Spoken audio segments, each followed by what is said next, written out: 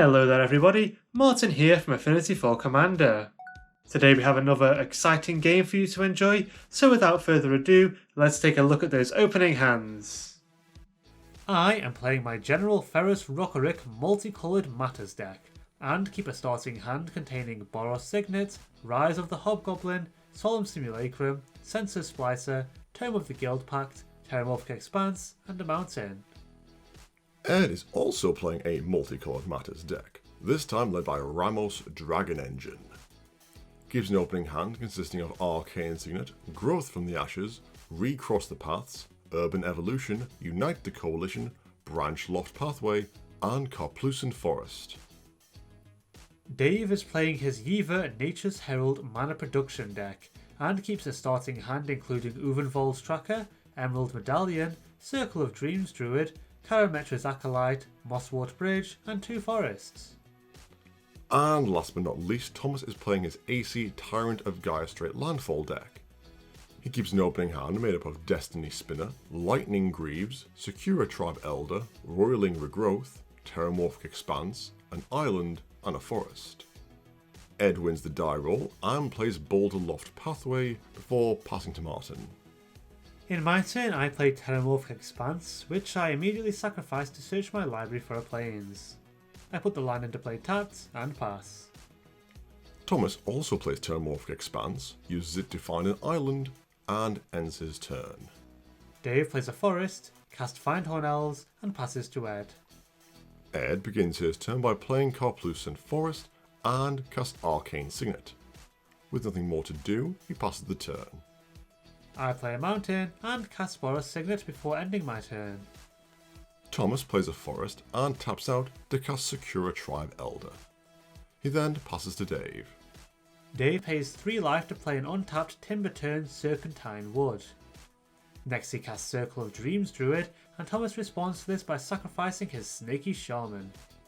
He puts an island onto the battlefield tapped from his library, and Dave passes the turn. In his turn, Ed casts Recross the Paths and reveals cards from his library until he finds Shipwreck Marsh. He puts the land into play and chooses to clash with Dave. Both players reveal the top cards of their libraries to be lands, choosing to keep them where they are, and Recross the Path is put into Ed's graveyard given that he didn't win the clash. Well, that was anticlimactic. Slightly disheartened, Ed plays an island and ends his turn. I play Opal Palace and tap all of my lands and Signet to cast my commander, General Ferrous Rokiric. The General enters with a +1/+1 counter thanks to Opal Palace, and I pass to Thomas. Thomas plays an island and casts Roiling Regrowth. He sacrifices an island to the spell, searching his library for a forest and an island, and puts both lands into play tapped. With 1 blue mana open, he passes the turn. Dave starts his turn by playing Yavimaya, Cradle of Growth, and casts Karametra's Acolyte. Not yet finished, he casts Emerald Medallion, and with the capability to produce 11 mana on turn 3, ends his turn. Ed taps out to cast Urban Evolution, drawing 3 cards when it resolves. Next, he plays Bountiful Promenade as his land for turn, followed by a Plains as his additional land, and once again taps all of his lands. This time he casts Jensen Carthalion, Druid Exile, and passes to Martin.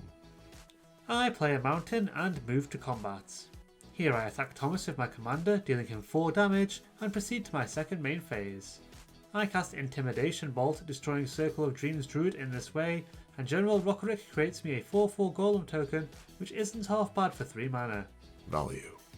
Still not finished, I cast Rise of the Hobgoblins, where X is 0. Rokiric creates another Golem, and I pass the turn. In his turn, Thomas casts Destiny Spinner, closely followed by Tireless Tracker. Next he plays a forest, creating a clue with his Tracker's ability, and ends his turn. Dave plays Mosswort Bridge, exiling one of the top 4 cards of his library with the land's Hideaway ability. With no further actions, he passes to Ed. Ed begins his turn by playing a swamp, and casts his commander, Ramos Dragon Engine. Happy with his play, he passes the turn. I play a Plains and cast Tome of the Guild Pact. Next I move to combat, where I attack Ed with both of my golems. Given that I can give them first strike at any time, Ed decides not to block, taking 8 damage, and I end my turn. In his turn, Thomas casts his commander, Aesi, Tyrant of Gaia Strait, and passes to Dave. Dave responds to this by flashing in his own commander, Yeva, Nature's Herald, and then casts Eternal Witness.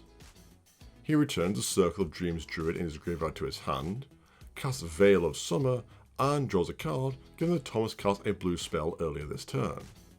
With no further interruptions, Dave proceeds to his turn. Dave plays Emergent Zone as his land for turn, and passes. Double flash. Nice. Ed starts his turn by casting Shardless Agent, putting 2 +1/+1 counters on Ramos and scrying 1 with Jensen. He moves the top card of his library to the bottom, then cascades into Opt with his Agent's ability. He casts a spell, putting another counter on his commander, and keeps the top card of his library where it is before drawing it. Shardless Agent then finally resolves, and Ed casts Lotus Cobra. He puts a 4th +1/+1 counter on his Robotic Dragon, and uses his remaining mana to cast Cultivate. Not liking how big Ramos is getting, Dave responds by casting Circle of Dreams Druid, and taps Karametra's Acolyte to produce 9 green mana. With this mana, Dave casts Regal Force, drawing 6 cards with their ETB. He then casts Arbor Elf, casts Uvenwald Tracker, and not having drawn an answer for the Dragon Engine, passes priority back to Ed. At least he tried. Ed puts a +1/+1 counter on Ramos and searches his library for a swamp and an island. He puts the former into his hand and the latter into play tapped, and generates a green mana thanks to his Lotus Cobra's ability. Next, Ed plays a swamp that he just tutored for, creating another green mana with his snake. He then removes the 5 +1/+1 counters from Ramos to add double Wooburg to his mana pool, and uses 5 of his floating 12 mana to cast a Kicked Growth from the Ashes. Unable to let a ramp spell resolve in peace, Dave responds by casting the Ram Through that he had exiled with Moss-Swart Bridge. He targets his Regal Force and Ed's commander, and Ed responds by using his remaining mana to cast Unite the Coalition. He chooses to deal 2 damage to Circle of Dreams Druid, 4 to Karametra's Acolyte, 2 to Tireless Tracker, and 2 to General Ferrous Rokiric. To which Dave responds by casting Chord of Calling, where X is 4. He searches his library for Team Sabertooth, puts the Kitty into play, and activates their ability, targeting Karametra's Acolyte. The Acolyte is returned to Dave's hand, and Ed puts 5 +1/+1 counters on the Dragon Engine, scries the top card of his library to the bottom, and creates a 4/4 Angel with Flying and Vigilance thanks to Jensen. Not bad. Unite the Coalition then resolves with Circle of Dreams Druid, Tireless Tracker, and General Rokiric all taking lethal damage, and Regal Force deals 5 damage to the now 9/9 Ramos. Next, Ed puts another +1/+1 counter on his commander, and Growth from the Ashes then finally resolves. Ed once again searches his library, this time putting a mountain and an island into play, and generating 2 more green mana with Lotus Cobra. Still not done, Ed casts Growth Spasm, putting another +1/+1 counter on Ramos. He puts a mountain into play from his library, floats a green mana with his Cobra, and creates a 0/1 Eldrazi Spawn token. Finally out of ramp spells, Ed casts Ral Storm Conduit, putting 2 +1/+1 counters on his commander. He activates the Planeswalker's +2 ability, scrying 1 and keeping the top card of his library where it is before ending his turn. By Urza, that was a long one. In my turn, I cast Solemn Simulacrum, searching my library for a Plains and putting it into play tapped. Next I cast Tajik, Legion's Edge, draw a card of Tome of the Guild Pact, and move to combat. Here I attack Dave with both of my 4/4s, and he declares no blocks, taking 8 damage. Proud of the prompt speed of my turn, I pass to Thomas. Thomas casts Scoot Swarm, and then casts Kodama's Reach. He searches his library for an island and a forest, puts the former into play tapped, and puts the latter into his hand. This triggers Scoot Swarm's landfall ability, creating a copy of the insect, and Thomas draws a card thanks to Aesi. Not yet finished, Thomas plays Temple of Mystery, creating 2 more Scoot Swarm tokens, scrying the top card of his library to the bottom, and drawing a card.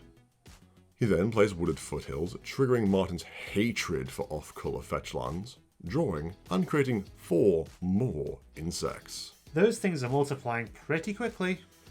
Happy to finally have a respectable board presence, Thomas passes the turn. Dave begins his turn by playing Nykthos Shrine to Nyx, and feeling that he doesn't quite have enough mana yet, casts Nature's Law. He puts a forest into play from his library, generates 12 mana with Nykthos, and untaps the Shrine of Arborelf. Yeva coming in clutch.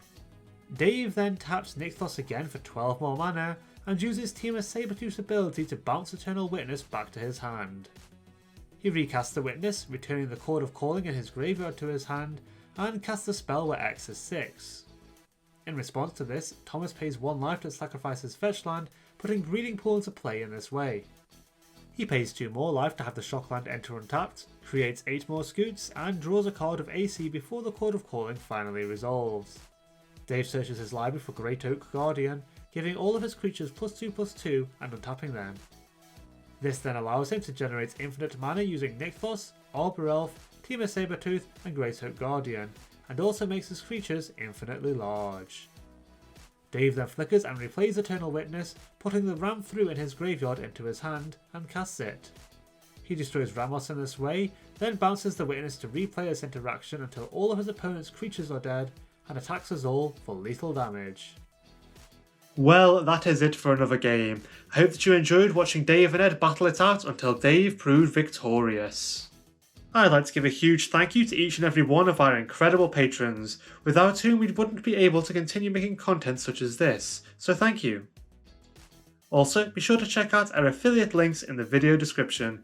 It won't cost you anything extra to buy your products through them, but it really helps out the channel. And don't forget that you can help to support the channel in 4 quick and easy ways: liking this video, subscribing, hitting the bell icon, and leaving us a comment. I read every one. Well, that's it for now. We'll see you next time. Stay awesome.